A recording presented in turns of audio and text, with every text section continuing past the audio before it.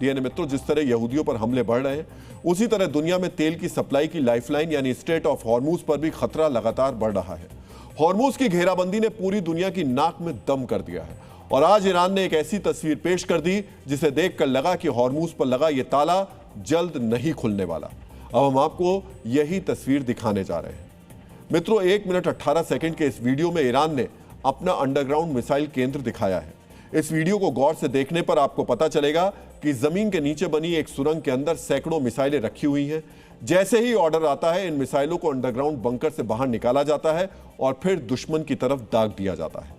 मित्रों, जब पूरी दुनिया हॉर्मुज से आवाजाही शुरू करना चाहती है, ऐसे वक्त में ईरान ने अपनी मिसाइल पावर का सिग्नल देकर यह बता दिया कि हॉर्मुज तभी खुलेगा जब ईरान चाहेगा। अगर ईरान की मर्जी के बिना कोई जहाज निकला तो ये मिसाइलें उसे तबाह कर देंगी। इजराइल और अमेरिका की एयरफोर्स ऐसे मिसाइल केंद्रों को तबाह करने के लिए लगातार बमबारी कर रही है। अगर इजराइल और अमेरिका इस मकसद में कामयाब हो भी गए, तब भी हॉर्मुज के लिए ईरान के पास एक ऐसा तुरुप का इक्का है जिसके काट इजराइल और अमेरिका के पास नहीं है। ये हथियार है मिडजेट सबमरीन, जिन्हें बौनी पनडुब्बियां भी कहा जाता है। मित्रों, अब हम आपको ईरान की इन बौनी बारूदी पनडुब्बियों के बारे में बताने जा रहे हैं। एक आम पनडुब्बी तकरीबन 110 मीटर लंबी होती है और इनका वजन तकरीबन 7000 टन होता है। दूसरी तरफ ईरान की मिनी पनडुब्बी सिर्फ 30 मीटर लंबी होती है और इनका वजन 150 टन होता है।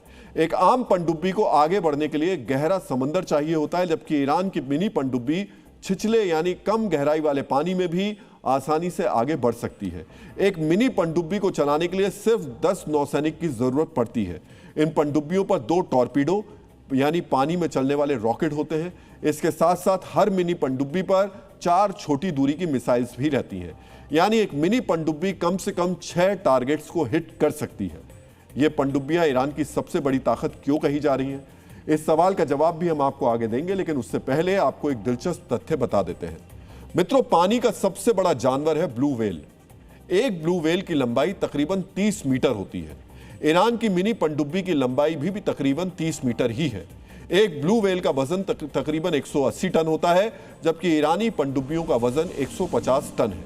अगर ये पनडुब्बियां गहरे समंदर में चली जाएं तो दुश्मन की रडार के लिए यह पहचान करना मुश्किल हो जाएगा कि समंदर के अंदर व्हेल मछली चल रही है या फिर ईरान की मिनी पनडुब्बी। अब हम आपको बताने जा रहे हैं हॉर्मुज में यह पनडुब्बी कितनी घातक साबित होती है।